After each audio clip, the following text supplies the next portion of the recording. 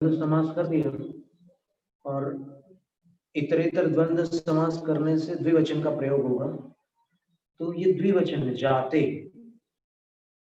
लेकिन उसके बाद अप्पेते में अपी की संधि क्यों नहीं हुई?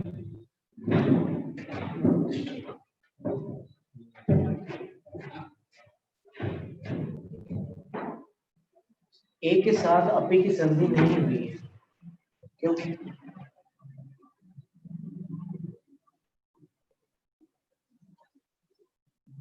तो इसका उत्तर है द्विवचनम अनौ। एक सूत्र होता है कि अनौ भूतम द्विवचन प्रकृत्या तिष्ठति।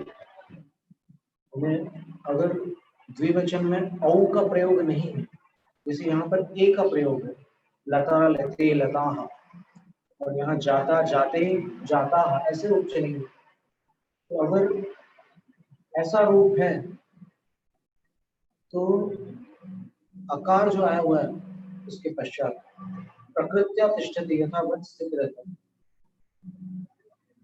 तो इसलिए अप्येते यहाँ पर संधि नहीं होती है, जो का जो रहता है। जैसे सौधर्म ईशानयोः सागरोपमे अधिक, वहां पर अधिक को और इसमें मिलाते नहीं, सागरोपमे अधिके नहीं करते हैं, सागरोपमे अधिके यथावत उसका उच्चारण करना।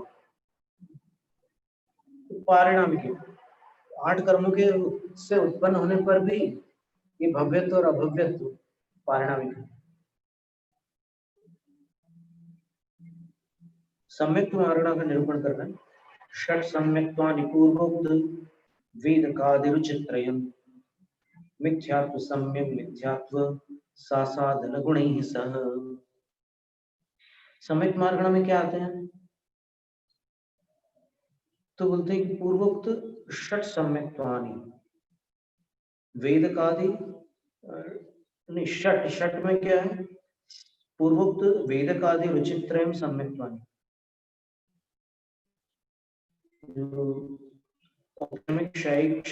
ये तीन तो सम्यक हो गए सम्यक मार्गणा में, लेकिन इसके प्रतिपक्षी को भी ग्रहण करना होता है सम्यक मार्गणा में। कौन है प्रतिपक्षी? मिथ्यात्व, सम्यक मिथ्यात्व और सासाधन, इनके साथ लेना होता है। ये सम्यक तो नहीं है, तो सम्यक मार्गणा में जो सम्यक है उसको लेंगे और जो सम्यक रूप नहीं है उनको भी लेंगे। जैसे संयम मार्गणा में सिर्फ संयम संयम नहीं लेते हैं, असंयम को भी लेते हैं। ऐसा सभी के साथ होता है, सभी मार्गणा में। जैसे भव्यत्व मार्गणा, उसमें अभव्यत्व को भी लेते हैं, आहारक में अनाहारक को भी लेते हैं, तो प्रतिपक्षी को भी लिया जाता है मार्गणाओं में। नमस्कार।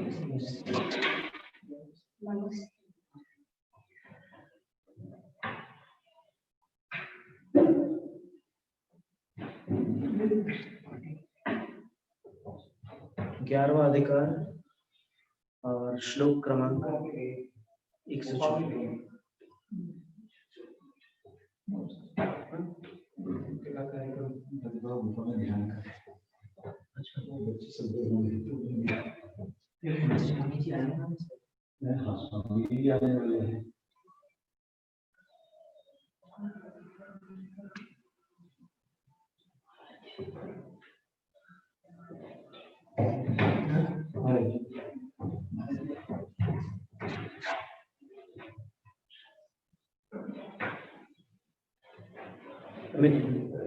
मिथ्यात्व कर्मणः पाखान् मिथ्यात्वं मिश्रिता भवेत् सम्यक् मिथ्यात्व कर्मोद यातु श्रद्धान घातिनः।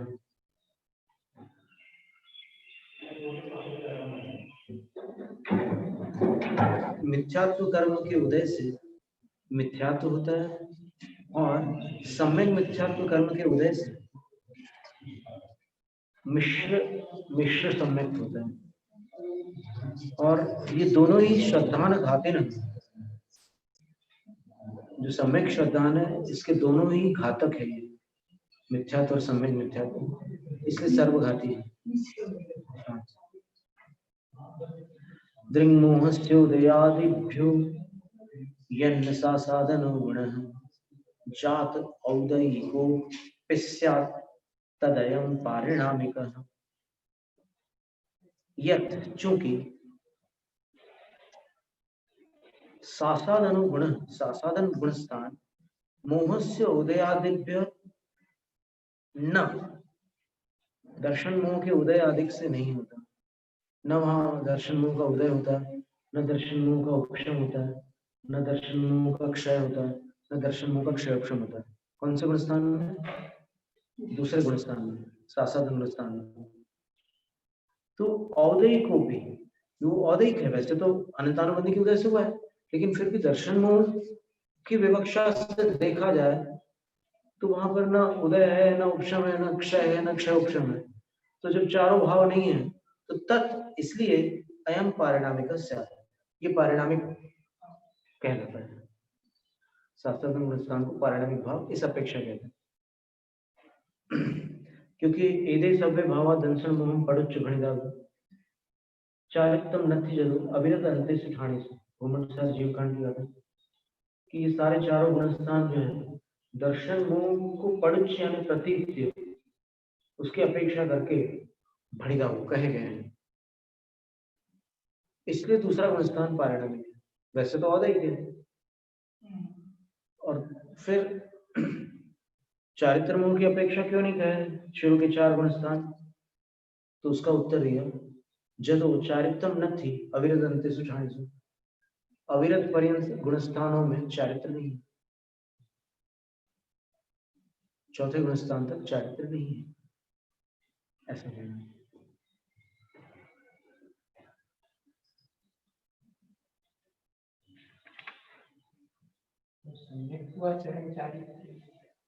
ये सब श्रद्धान की पर्याय है, श्रद्धा एक श्रद्धान की अवस्था है, इसमें कोई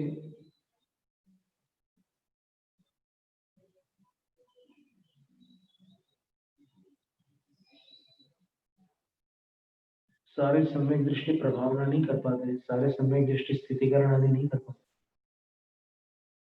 तो इसलिए अपन क्रियात्मक आचरण का आग्रह कर नहीं सकते, उसका एकांत नहीं पकड़ सकते अपन, वो श्रद्धात्मक है। और जो कहते हैं ना कि अन्याय अनिति और अभक्ष सम्यक दृष्टि संकल्प रूप से नहीं छोड़ता लेकिन उससे दूर रहता है, तो ऐसा नहीं है। भरत ने जो चक्र चलाया था वो न न्याय था, न नीति थी और न पक्ष था, और वो पंचम गुण स्थान वर्ती थे भरत चक्रवर्ती। फिर वहां तो भक्षा भक्ष की बात ही नहीं, तो विषय दूसरा ही था, पर वो उससे भिन्न है। और फिर ये भी एक चर्चा करते हैं कि नरकों में सम्यक दृष्टि कभी वार नहीं करते सामने वाले पर, सिर्फ अपना बचाव करते हैं, पर ऐसा उल्लेख कहीं मिला नहीं शास्त्र में।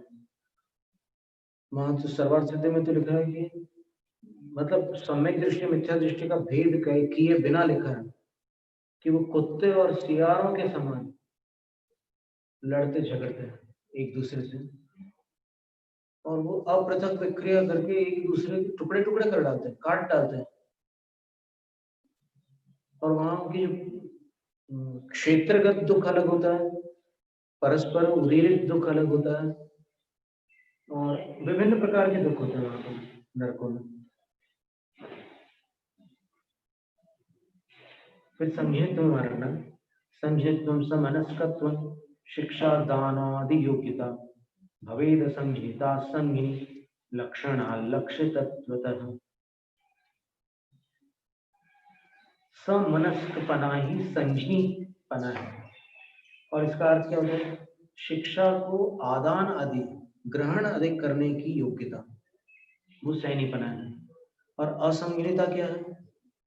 संज्ञी लक्षणालक्षित तत्वतः, जिसमें संज्ञियों के लक्षण अलक्षित रहते हैं, वो असैनिक कहलाता है।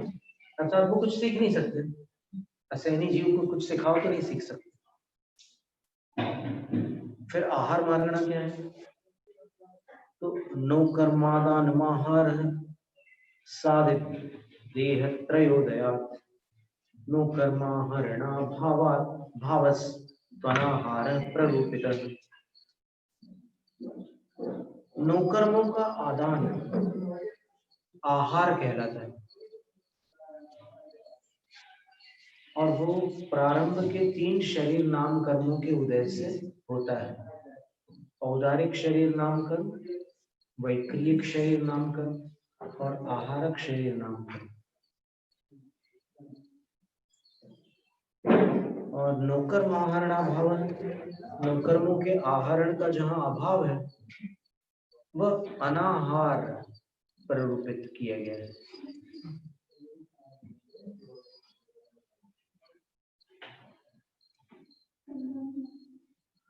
फिर उपयोग का वर्णन कर रहे हैं।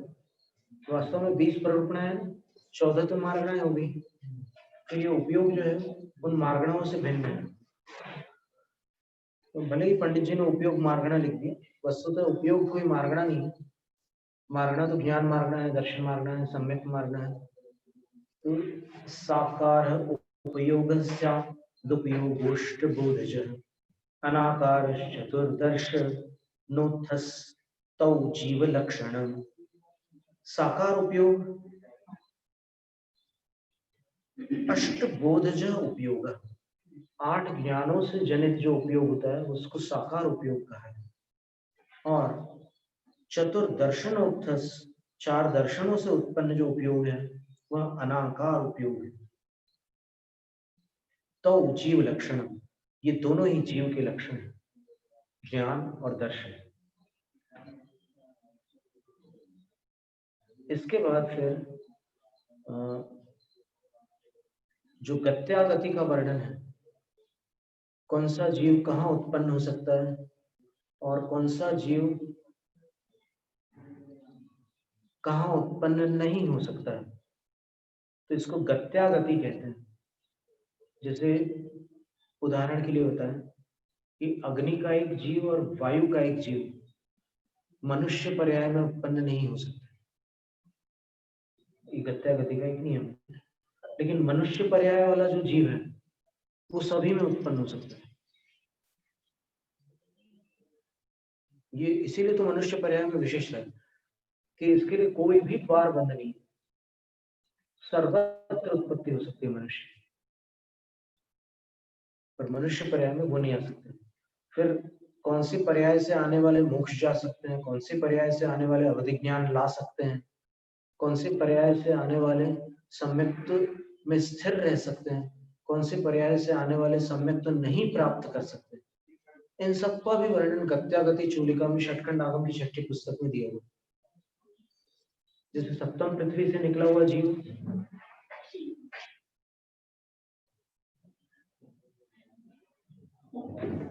नियम से तिर्यंश होता है।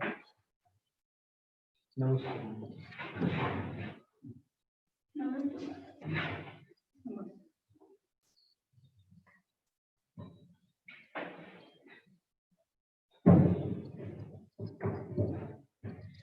सप्तम पृथ्वी से निकला हुआ जीव नियम से तिर्यंश गति को प्राप्त होता है। उस तिर्यंश गति में एक मत कहता है कि वह सम्यक्त प्राप्ति के योग्य नहीं हो पाता, और एक मत कहता है, किन्हीं आचार्यों का मत है कि सम्यक्त तो प्राप्त कर सकता है लेकिन आयुबंध के काल में उसका सम्यक्त नियम सह छूटता है। और सप्तम पृथ्वी से आया हुआ जो जीव है वह तिर्यंश आयु से नरक आयु का ही बंध करता है, अन्य किसी आयु का बंध उसको नहीं हो सकता, ऐसा नियम है। तो इस प्रकार ये गत्यागति विषय बहुत सारे नियम, त्रिलोक सार में भी कुछ गाथाएं आई है और धवला की 6ठी पुस्तक में है, तत्वार्थ सार में है, पंडित दौलत राम जी कृत 24 दंडक में भी गत्यागति का वर्णन है, और यहाँ आचार सार में भी गत्यागति का वर्णन है। तो आज अपन ने गत्यागति की एक प्रकार से ये भूमिका बना ली कि आगामी सत्र में अपन इसके विस्तार से परिचित होंगे, और ये स्मरण में रखने योग्य है। इसके विषय में 2 मान्यताएं हैं, तिर्यंश को लेकर के 2 मत है, कुछ और भी मत है पर तिर्यंश को लेकर के 2 मत है। एक मत कहता है कि तिर्यंश देव गति में 12वें स्वर्ग से ऊपर नहीं जाते, और दूसरा मत कहता है कि 16वें तक जा सकते हैं। ऐसे 2 मत है।